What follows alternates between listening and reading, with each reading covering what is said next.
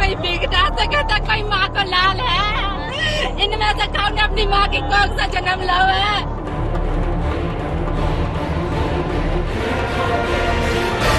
अब मैं क्या बयां करूं, जो कि बेटी ने आज कम से कम 15 दिन जिंदगी और मौत से बहुत बड़ा संघर्ष करना। जब तक न्याय नहीं होगा तो न वो हमें रोक सकते हैं और न कोई और हमें रोक पाए। डर में न्याय नहीं होता है, पहले हमारे पीड़ितों को सुरक्षित माहौल देना पड़ेगा। देश में भी और प्रदेश में भी दंगा, जातीय दंगा भड़काना चाहते हैं।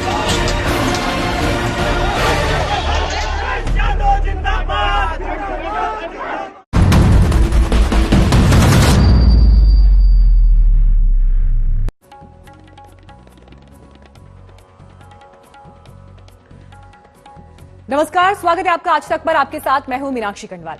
हाथरस की निर्भया को लेकर इंसाफ की लड़ाई जारी है, लेकिन आज हम सवाल ये कर रहे हैं कि इस लड़ाई की आड़ में कौन उत्तर प्रदेश का माहौल बिगाड़ने की कोशिश कर रहा है। कल ही हमने खुलासा किया था कि हाथरस में दंगे की पूरी प्लानिंग थी और उसी खुलासे में बड़ा एक्शन भी हुआ है। दिल्ली से हाथरस आ रहे 4 संदिग्ध मथुरा से गिरफ्तार हुए हैं और इनका पीएफआई से कनेक्शन है। दंगे की साजिश के तार भी पीएफआई से जुड़ने का शक है।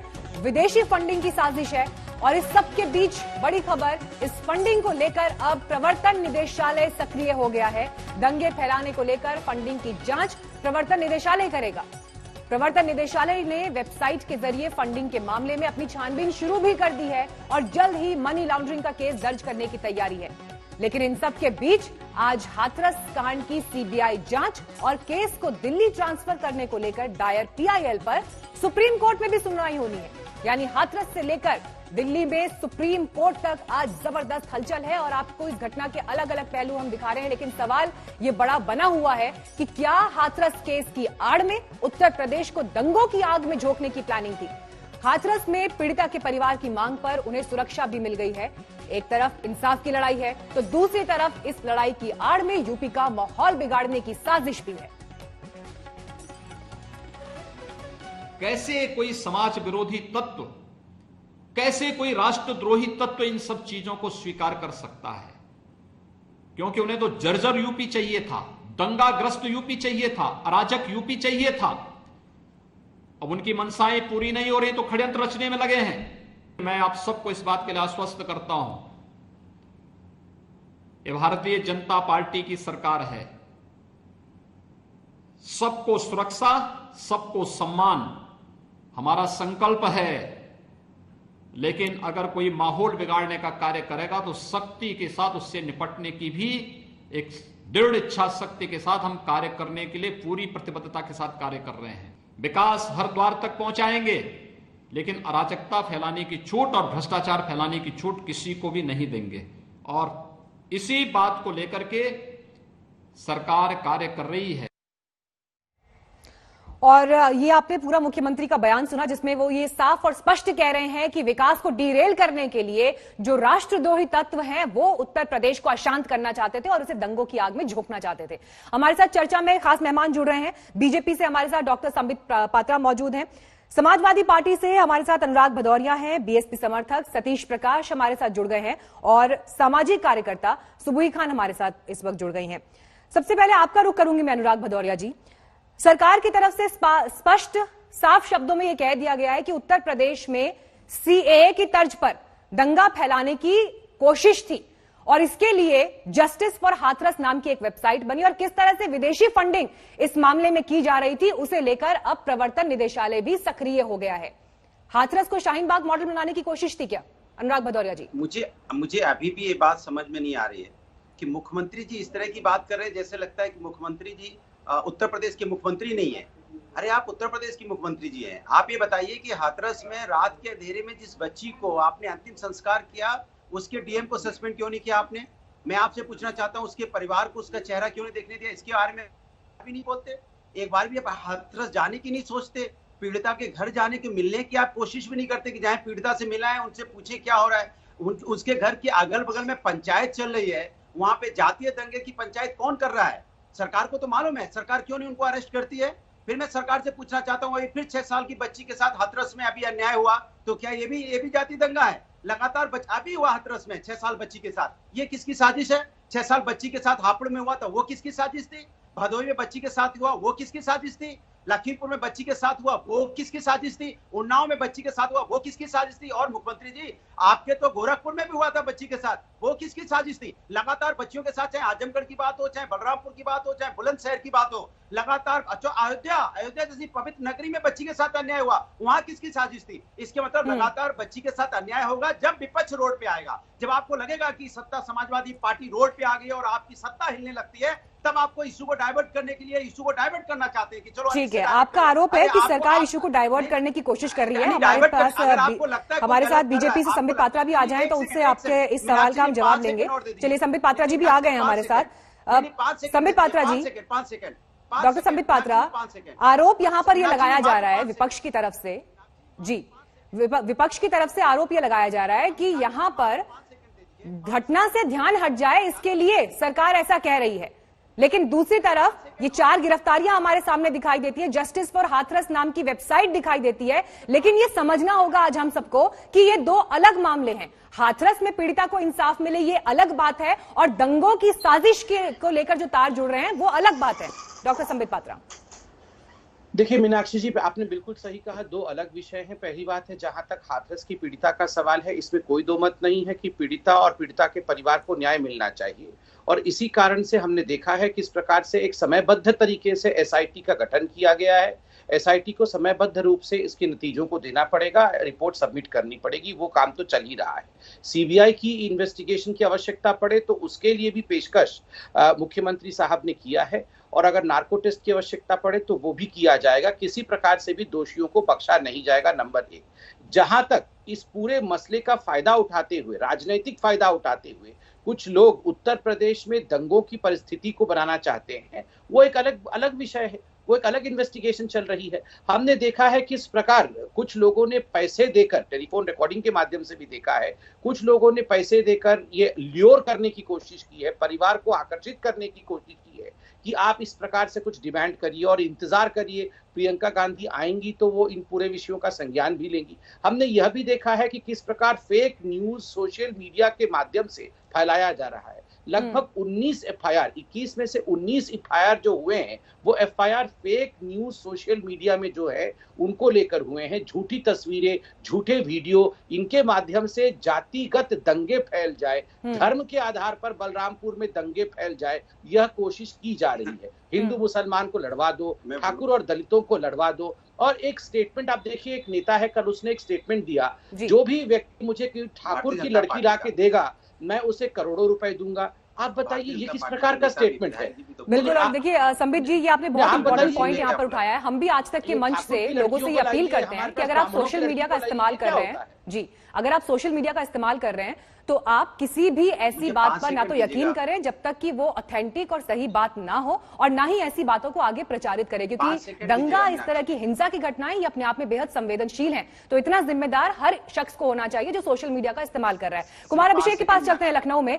कुमार, देखिए जो सरकार ने जानकारियां अभी तक साझा की हैं, जस्टिस फॉर हाथरस नाम की वेबसाइट बनती है और रातों रात वो वेबसाइट बंद हो जाती है जब छापेमारी शुरू होती है, और जिस तरह से पीएफआई, एसडीपीआई, इस तरह के कनेक्शंस की बात सामने आ रही है, ये जो 4 गिरफ्तारियां हुई हैं आज, कितनी इंपॉर्टेंट ये गिरफ्तारियां हैं और कैसे पुलिस इन तक पहुंची है?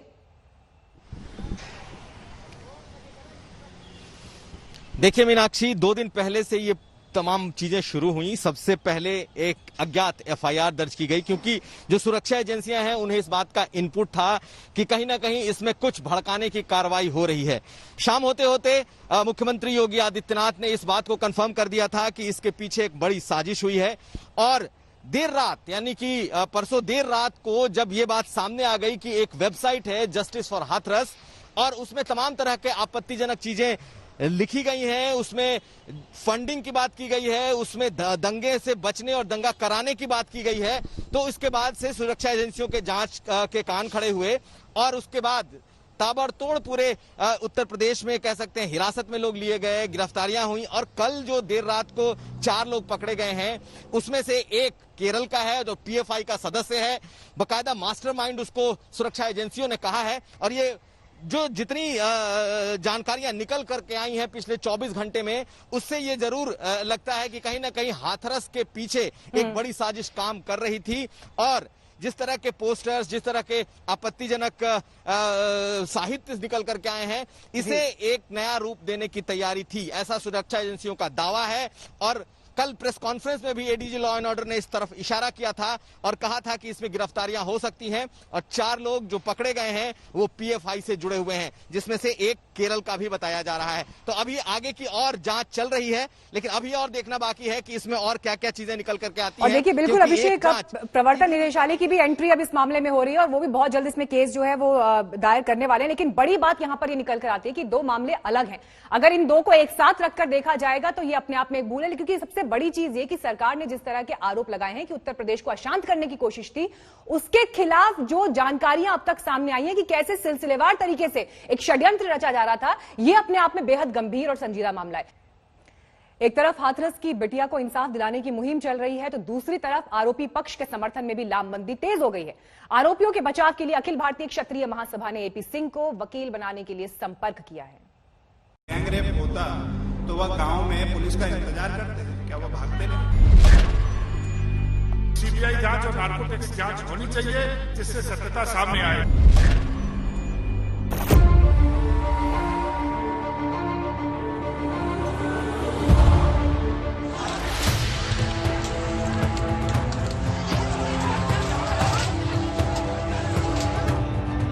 हाथरस में हुई ये खौफनाक वारदात दलित बनाम सवर्ण के बवाल में तब्दील होती जा रही है। आरोपियों के समर्थन में महापंचायत चल रही है। क्षत्रिय संगठन भी मामले में कूद पड़े हैं। आरोपियों के बचाव के लिए अखिल भारतीय क्षत्रिय महासभा ने एपी सिंह को वकील बनाने के लिए संपर्क किया है। एपी सिंह वही वकील हैं जिन्होंने निर्भया केस के दोषियों की पैरवी की थी। क्षत्रिय महासभा का कहना है कि SC/ST एक्ट का दुरुपयोग करके सवर्ण समाज को बदनाम किया जा रहा है। पूर्व केंद्रीय मंत्री मानवेंद्र सिंह ने एक चिट्ठी लिखकर एपी सिंह को आरोपियों का वकील बनाने का ऐलान किया है। क्षत्रिय महासभा देश भर में चंदा जमा करके वकील एपी सिंह की फीस भरेगी। इस बातों को आधार बनाकर आरोप लगाए जा रहे हैं कि पीड़ित परिवार को खतरा है। पीड़ित परिवार ने कल जाते मुझसे मांग रखी थी कि हम यहाँ सुरक्षित नहीं हैं। जिस तरह से सरकार के अधिकारी कर्मचारियों द्वारा उनको डराया धमकाया जा रहा है, उससे स्पष्ट होता है कि सरकार की नीयत जो है वो न्याय देने की नहीं है। तो पीड़ित परिवार की मांग को मैंने आगे बढ़ाया और मैंने माननीय महामहिम राष्ट्रपति जी को भी एक लेटर लिखा है कि वो भी अपना सामाजिक धर्म निभाएं। वारदात की सच्चाई और आरोप को लेकर भी अपने अपने दावे सामने आ रहे हैं। एक आरोपी लवकुश की मां का कहना है कि उनके बेटे ने पीड़ित की मदद की कोशिश की थी, लेकिन उसे भी फंसा दिया गया। उसकी बेटी जमीन पे पड़ी है और माँ चारा काट रही है। जब भी चारा काट रही है, मैं बोली, मैंने कहा है वो ऐसा तो ना, का उसे आप आपने खा ली हो कि नहीं, क्या पता नहीं है। उसकी माँ बोली पता नहीं है कि क्या हो गया है। इतने में हम बेटी के दौर पहुंच जाते हैं। बेटी से पूछा, बेटी क्या हो गया तुझे? कि मुझे संदीप ने मारा है। मुझसे क्या दुश्मनाई थी मुझे नहीं मालूम है, मुझे संदीप ने मारा है। तो किसी ने नहीं सुना है। तो मैंने अपने बेटा से बोली, बेटा तू ही जा भजकी, ना बर्तन तो है ना, सड़क पे जा, कोई ऐसी भी पॉलिथीन मिल जाए उसे धो के और इस बरामे से पानी लिया। मेरे बेटा ने तो बस पानी पिलाया है। पानी की जगह, मेरे अमृत की जगह पे मेरे बेटा को जहर बन गया है। मुझे कोई मालूम नहीं है कि मेरे बेटा किस बात में फंसा दिया है, किस में नहीं फंसा। मामले की सीबीआई जांच की सिफारिश योगी सरकार पहले ही कर चुकी है। उधर इलाहाबाद हाईकोर्ट भी इस मामले में पहले ही संज्ञान ले चुका है और यूपी के बड़े अफसरों को 12 अक्टूबर को तलब कर लिया है। लेकिन मामला अब सुप्रीम कोर्ट के हवाले है, लिहाजा आज की सुनवाई से ही तय होगा कि हाथरस केस में इंसाफ कैसा होगा। हाथरस से राजेश सिंघल और दिल्ली से संजय शर्मा के साथ आज तक ब्यूरो। क्या हाथरस कांड की आड़ में यूपी का माहौल बिगाड़ने की कोशिश थी? हाथरस की घटना को लेकर जो खुलासा हुआ है उससे ये सवाल उठ रहे हैं। सरकार ने यह दावा किया है कि यूपी में दंगा फैलाने की साजिश थी और ये साजिश इतनी गहरी थी कि अगर ये कामयाब हो जाते तो यूपी जल उठता।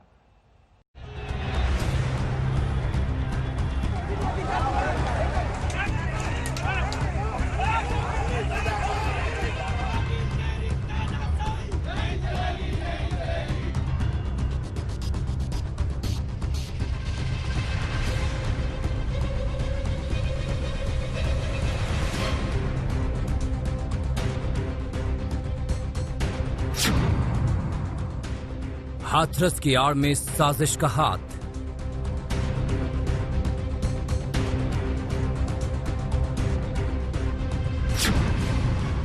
उत्तर प्रदेश में माहौल बिगाड़ने की साजिश।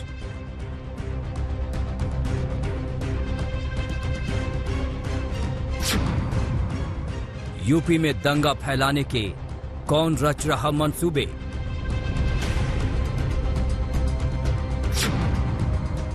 योगी सरकार को बदनाम करने का किसका प्लान।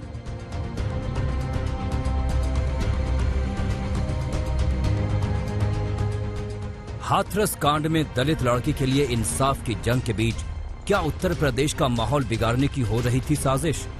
ये सवाल उठा है यूपी सरकार के उस दावे से जिसमें खुलासा हुआ है कि शहर दर शहर हिंसा की आग भड़काने का ब्लूप्रिंट तैयार किया गया था। खुद सूबे के मुख्यमंत्री योगी आदित्यनाथ ने यूपी को दंगों की आग में झुलसाने की साजिश का दावा किया है। इसे विकास अच्छा नहीं लग रहा है। वे लोग देश में भी और प्रदेश में भी दंगा, जातीय दंगा भड़काना चाहते हैं, सांप्रदायिक दंगा भड़काना चाहते हैं। इस दंगे की आड़ में विकास रुकेगा, इस दंगे की आड़ में उनकी रोटियां सेकने के लिए उनको अवसर मिलेगा, इसलिए वे नित नए षड्यंत्र करते रहते हैं। उत्तर प्रदेश सरकार का दावा है कि इंसाफ की लड़ाई और सियासत के बीच इतनी गहरी साजिश रची गई थी कि अगर ये कामयाब होती तो यूपी जल उठता। सबसे पहले जस्टिस फॉर हाथरस नाम से वेबसाइट तैयार की गई। वेबसाइट पर आपत्तिजनक और भड़काऊ सामग्री अपलोड की गई। वेबसाइट पर बताया गया था कि कैसे दंगे करें, दंगे में शामिल होने वाले आरोपी कैसे अपना बचाव करें। इतना ही नहीं, हाथरस के परिवार को मदद के नाम पर फंडिंग की जा रही थी। यूपी सरकार की माने तो साजिश बेहद खतरनाक थी, लेकिन गनीमत ये रही कि वक्त रहते इस पर से पर्दा उठ गया। मुख्यमंत्री योगी आदित्यनाथ का आरोप है कि ये सब इसलिए हो रहा है ताकि उनके दंगा मुक्त और विकास युक्त यूपी की कोशिशों को नाकाम किया जा सके। आगामी 1-1.5 वर्ष के दौरान 3 लाख नए नौजवानों को सरकारी नौकरी देने की एक व्यापक कार्य योजना को आगे बढ़ाने की कार्रवाई जो चल रही है, इन सबको ध्यान में रखते हुए 1.5 करोड़ नौजवानों को स्वतः रोजगार और रोजगार के साथ जोड़ने का कार्य ये जो हुए हैं, कैसे कोई राष्ट्रद्रोही तत्व इन सब चीजों को स्वीकार कर सकता है? क्योंकि उन्हें तो जर्जर यूपी चाहिए था, दंगाग्रस्त यूपी चाहिए था, अराजक यूपी चाहिए था। अब उनकी मनसाएं पूरी नहीं हो रही तो षड्यंत्र रचने में लगे हैं। लेकिन अगर कोई माहौल बिगाड़ने का कार्य करेगा तो सख्ती के साथ उससे निपटने की भी एक दृढ़ इच्छा शक्ति के साथ हम कार्य करने के लिए पूरी प्रतिबद्धता के साथ कार्य कर रहे हैं।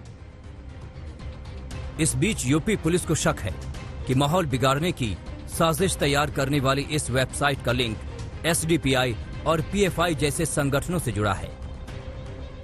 एक षड्यंत्र की इसमें साजिश है और जिसके बारे में विवेचना शुरू हो गई है और कुछ गिरफ्तारियां भी आगे इस संबंध में की जाएगी। आइए अब आपको बताते हैं कि सरकारी दावे के मुताबिक किस तरह यूपी को जलाने की साजिश हो रही थी। सबसे पहले तो जातीय दंगे की साजिश की तैयारी थी, जिसमें हाथरस कांड को दलित बनाम सवर्ण किया जाए। दूसरी साजिश एंटी सीए जैसा प्रदर्शन को और हवा देने की थी। तीसरी साजिश वेबसाइट पर भ्रामक और भड़काऊ खबरें डालकर सरकार को बदनाम करने की प्लानिंग थी। चौथी साजिश प्रधानमंत्री नरेंद्र मोदी और उत्तर प्रदेश के मुख्यमंत्री योगी आदित्यनाथ की छवि खराब करने की कोशिश थी। पांचवी साजिश हाथरस की पीड़िता के परिवार को मदद के बहाने दंगे के लिए फंडिंग की थी। और छठी साजिश थी मास्क लगाकर अधिकारियों को निशाना बनाना ताकि किसी को पता ही न चले। सुबह इस साजिश का खुलासा हुआ और शाम होते होते पीएफआई से जुड़े 4 संदिग्ध लोगों को पुलिस ने गिरफ्तार कर लिया। ये लोग दिल्ली से हाथरस की तरफ जा रहे थे। इनके पास से पुलिस ने मोबाइल, लैपटॉप और संदिग्ध साहित्य बरामद किया है। फिलहाल इनके खिलाफ आगे की कार्रवाई की जा रही है। सवाल यही है कि आखिर यूपी का माहौल बिगाड़ने की साजिश रच कौन रहा है?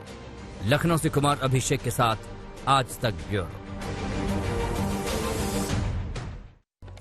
तो हम लगातार ये सवाल आज तक पर उठा रहे हैं कि आखिर उत्तर प्रदेश का माहौल कौन बिगाड़ रहा है, और इस पर हमारी ये बड़ी बहस भी जारी है। लेकिन इस बीच सीधे हाथरस से अहम खबर हमारे पास आ रही है।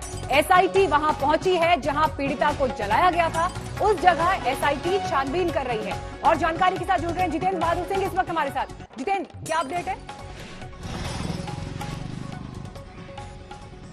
देखिए मीनाक्षी, अब से थोड़ी देर पहले एसआईटी की पूरी टीम यहां पर पहुंची थी हाथरस के इस बुलगढ़ी गांव में, और यहां पहले परिवार वालों से उन्होंने मुलाकात की और उसके बाद उस जगह पर गए जहां पर पीड़िता के शव को जलाया गया था। पूरी छानबीन इस वक्त की जा रही, क्योंकि परिवार वालों ने यह आरोप लगाया था कि उनके बिना सहमति के शव को जला दिया था और प्रशासन ने इस पर लापरवाही बरती थी। तो इन तमाम चीजों को लेकर के एसआईटी की टीम इस वक्त यहां गांव में मौजूद है और अलग अलग जगहों पर छानबीन कर रही है। इसके अलावा जानकारी ये भी मिली है कि एसआईटी टीम वहां भी पहुंची है जहां इस पूरी घटना को अंजाम दिया गया था। मीनाक्षी, एसआईटी की पूरी टीम इस वक्त उन तमाम जगहों को देख रही है कि किस तरीके से इस पूरी घटना को अंजाम दिया गया। वहीं दूसरी तरफ जो शव को जलाया गया उन तमाम जगहों को देखा गया। साथ ही पुलिस वालों से भी जानकारी ली जा रही थी कि अगर परिवार वाले इन तमाम चीजों को लेकर के रोक रहे थे तो पुलिस ने और प्रशासन ने किस तरीके से इस शव को जला दिया। तो इन तमाम चीजों पर इस वक्त छानबीन की जा रही। वहीं दूसरी तरफ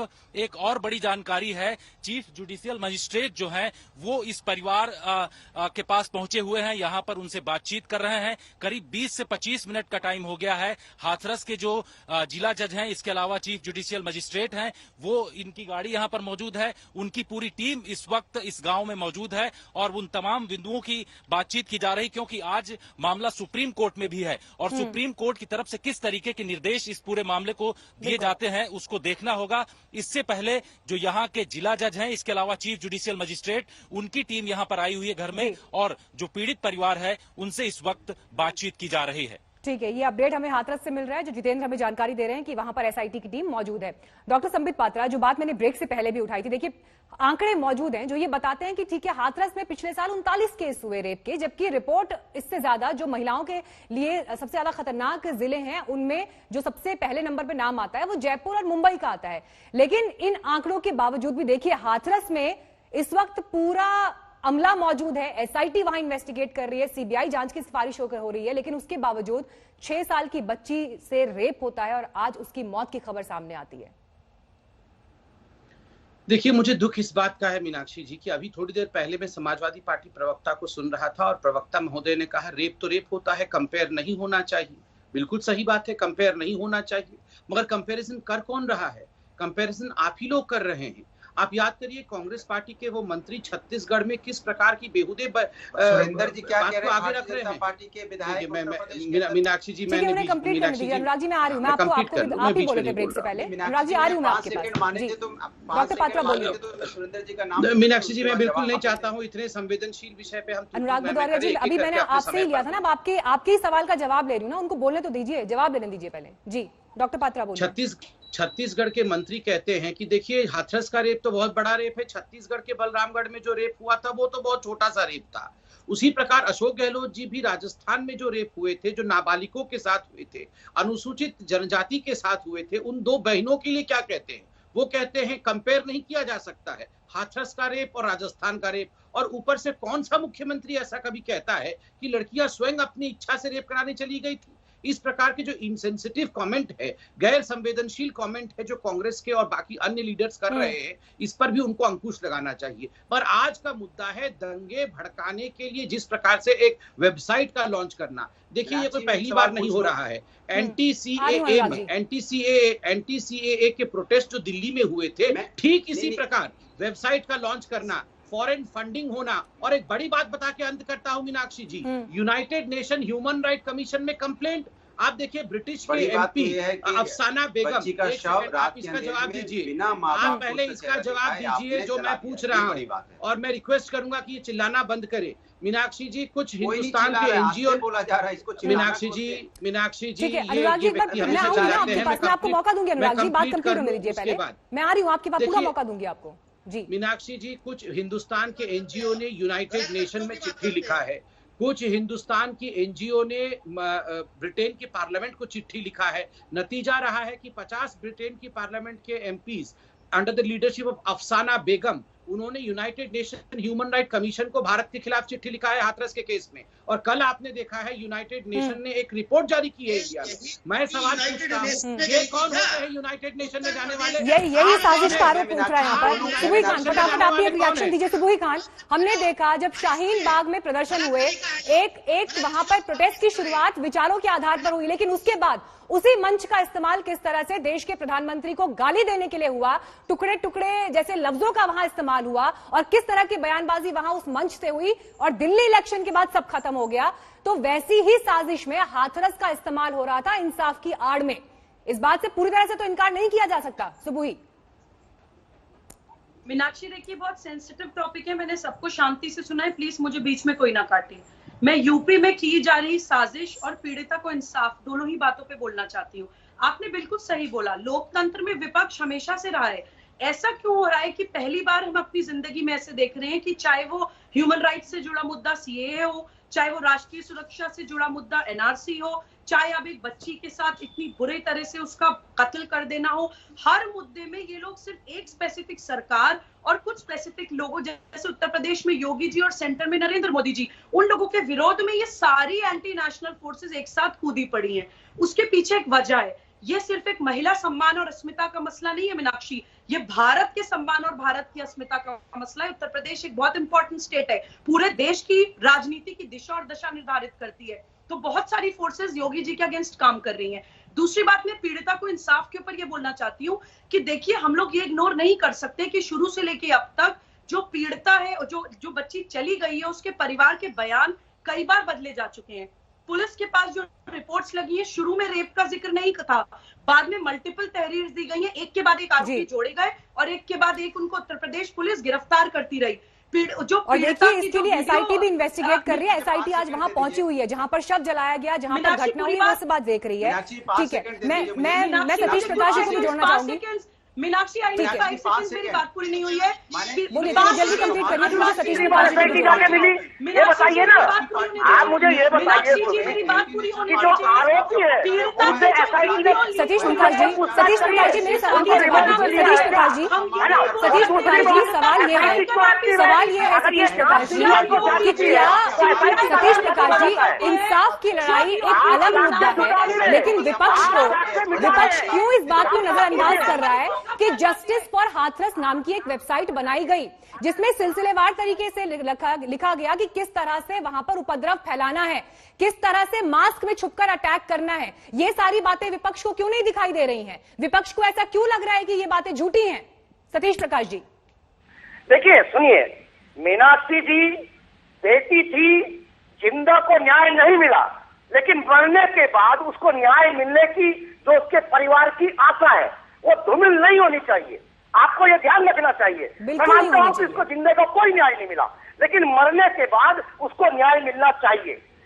माननीय योगी जी ने सीबीआई को दे दिया ना, उसके लिए केस सीबीआई को दे दिया। आप सुनिए, उनके परिवार की 2 मांग है। एक तो उनके परिवार की सुरक्षा सुनिश्चित की जाए। सुरक्षा दे दी परिवार को, जब उत्तर प्रदेश का प्रशासन और पुलिस पूरी तरीके से उनको धमका रहा है, वो अपने आप को सुरक्षित नहीं महसूस कर रहे, उस परिवार को दिल्ली शिफ्ट किया जाए और कोई भी जांच एजेंसी हो, वो हमेशा सुप्रीम कोर्ट की निगरानी में जांच चाहते हैं। 2 मांगों को योगी जी मान ले, कहीं किसी को कोई दिक्कत नहीं है। बेटी को आपने कैसे रेप किया, नहीं किया, उसका मुकदमा लिखा नहीं लिखा, आज जिला जज जो है उनके परिवार का बयान दर्ज कर रहे हैं। यही बेटी जब होश में आई 20 तारीख को, तो यही पुलिस 161 में बयान दर्ज कर रही थी ना, 164 में बयान इसलिए दर्ज नहीं किया कि कहीं साक्ष्य ना बन जाए। और यही एसआईटी उसके लिए तो चौतरफा आलोचना सरकार ने झेली है ना सतीश प्रकाश जी, उसके लिए तो सरकार ने आलोचना झेली है। उसके बाद तो एसआईटी से लेकर सीबीआई तक को इन्वेस्टिगेशन जो का जिम्मा दिया गया है ना।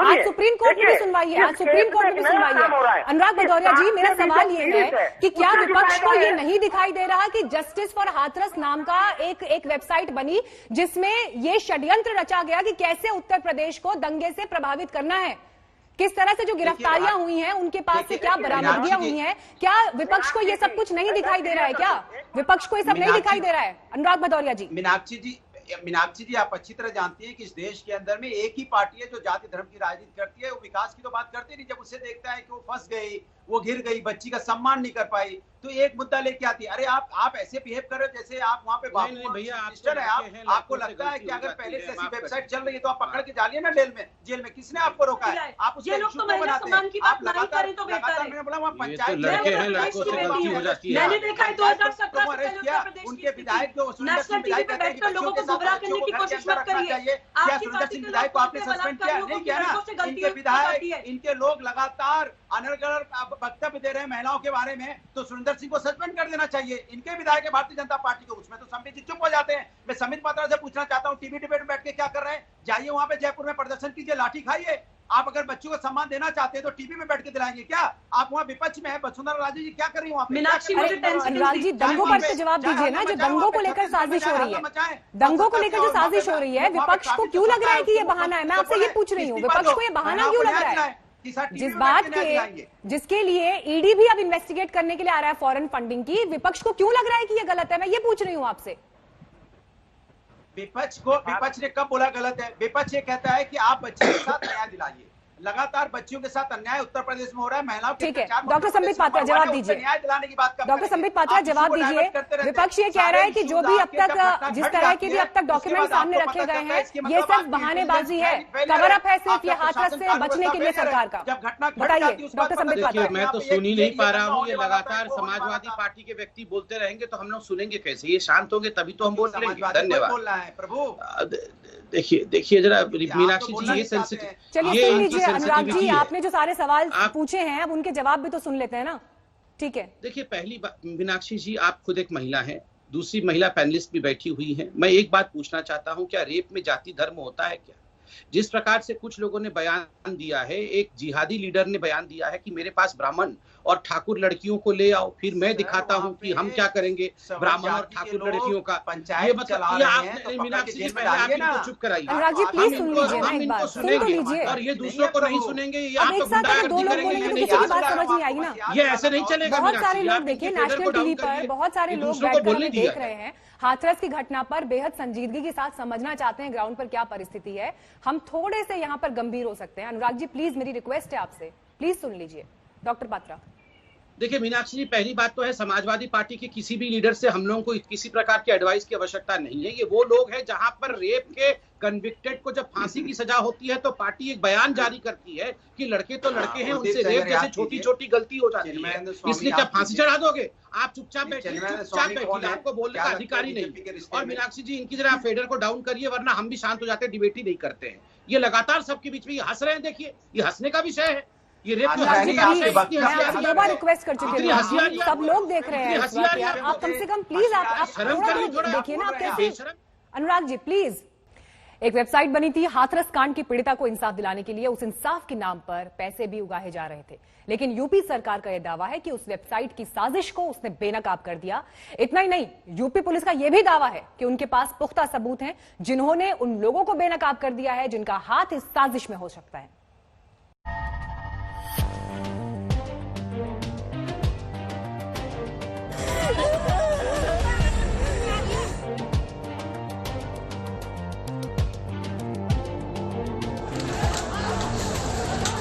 तो जर्जर यूपी चाहिए था, दंगाग्रस्त यूपी चाहिए था, अराजक यूपी चाहिए था। अब उनकी मनसाएं पूरी नहीं हो रही तो षड्यंत्र रचने में लगे हैं। जस्टिस फॉर हाथरस, हाथरस के लिए इंसाफ सुनने में कितना अच्छा लगता है ना, लेकिन अगर इसके पीछे कोई बड़ी साजिश हो तो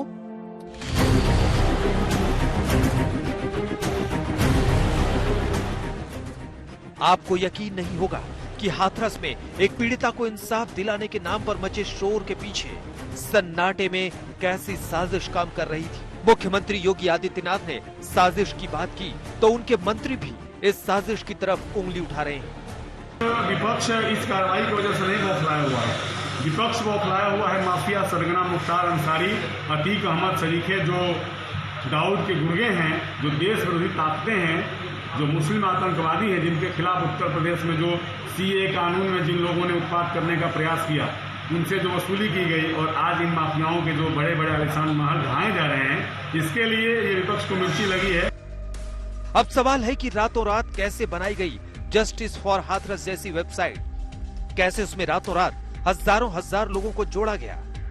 वेबसाइट पर बताया गया कि कैसे दंगा करना है, दंगों के बाद कैसे बचना है।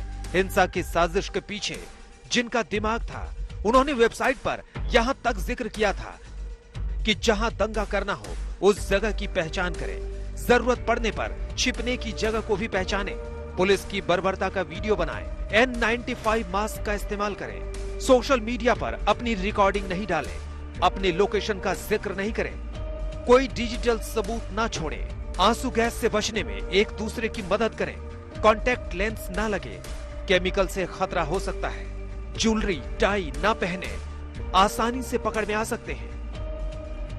वेबसाइट के जरिए हिंसा की साजिश का खुलासा हुआ तो सुरक्षा एजेंसियां तुरंत एक्शन में आ गई, शिकंजा कसना शुरू हो गया।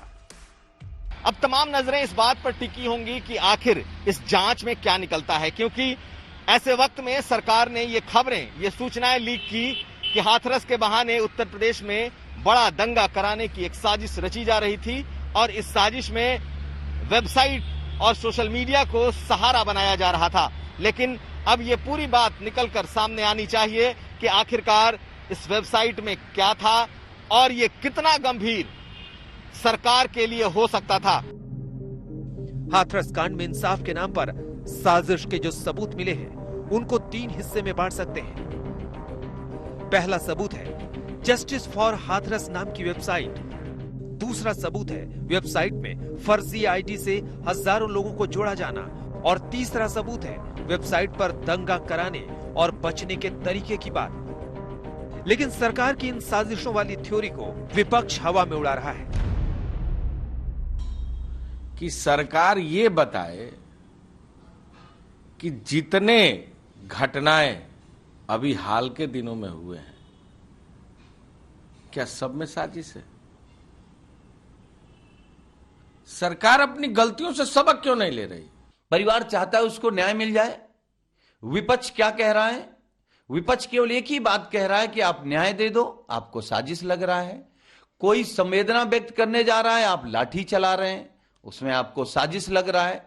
मुझे लगता है असली साजिश भारतीय जनता पार्टी, आरएसएस और योगी सरकार कर रही है। वेबसाइट बंद हो गई, लेकिन उसके स्क्रीनशॉट पर साफ साफ दंगे के लिए उकसाया जा रहा है। इस खतरनाक वेब पेज की होस्टिंग करने वाले सर्विस प्रोवाइडर ने आज तक को बताया कि जिस अकाउंट से जहरीले अकाउंट को अपलोड किया गया था, उनकी जानकारी अब नहीं मिल रही है, क्योंकि अकाउंट और उसके कंटेंट को स्थायी रूप से हटा दिया गया है। ये कोई पूरी वेबसाइट नहीं है, बल्कि किसी लोकप्रिय वेब प्लेटफॉर्म द्वारा होस्ट किया गया लैंडिंग पेज है। इस वेब प्लेटफॉर्म को कार्ड के नाम से जाना जाता है। दुनिया भर के तमाम आंदोलनों में इसका इस्तेमाल हो चुका है। कुछ समय पहले जब अमेरिका में ब्लैक लाइफ मैटर का प्रदर्शन हुआ, तो प्रदर्शनकारियों को जोड़ने में कार्ड एक प्लेटफॉर्म बना। वैसे ही हांगकांग में चीन के खिलाफ आंदोलन हो या चीन में उइगर मुसलमानों का विद्रोह, वहां भी इसका इस्तेमाल हुआ। लेकिन हाथरस कांड में एक वेबसाइट बनी और उसके तार साजिशों से जुड़े, तो बीजेपी की आईटी सेल ने इसको कांग्रेस नेता राहुल गांधी और प्रियंका गांधी से जोड़ दिया। स्वाभाविक सी बात है कि जहां राहुल गांधी और प्रियंका वाड्रा राजनीति करने पहुंच जाएं, उसके पीछे कुछ न कुछ गड़बड़ जरूर है। हाथरस में जो घटना हुई वो दुखद है। हमने देखा किस प्रकार से एक वेबसाइट रातों रात उभर के आती है, उसमें ब्लैक लाइव्स मैटर के अंश देखे जाते हैं। अगर ये वेबसाइट हाथरस से प्रेरित होती तो क्या इस प्रकार का ग्लोबल फुटप्रिंट उस पर देखने को मिलता? कहीं ना कहीं इसके पीछे ताकतवर फोर्सेस हैं। जांच एजेंसियां अपने काम में लग गई हैं। अब जांच से पता चलेगा कि हाथरस की पीड़िता के लिए इंसाफ के नाम पर बनी वेबसाइट की गर्दन साजिशों के दलदल में किस हद तक धंसी है। कुमार अभिषेक, लखनऊ, आज तक। इसी के साथ इस बुलेटिन में इतना ही, लेकिन देश और दुनिया की बाकी खबरों के लिए आप देखते रहिए आज तक। बोलने की हिम्मत ही ना है, बोलने के बेटी के संग में जैसा करो का। ये तो जर्जर यूपी चाहिए था, दंगाग्रस्त यूपी चाहिए था, अराजक यूपी चाहिए था। उनकी मंशाएं पूरी नहीं हो रही तो षड्यंत्र रचने में लगे हैं। पूरे देश को पता है कि दंगा कराने वाले कौन लोग थे, क्योंकि आदत पड़ी है, उसी में उनको बात करने की आदत पड़ी है। आप मुद्दे से ध्यान नहीं भटका सकते और उत्तर प्रदेश में कानून व्यवस्था बनाए रखने की जिम्मेदारी सरकार की है।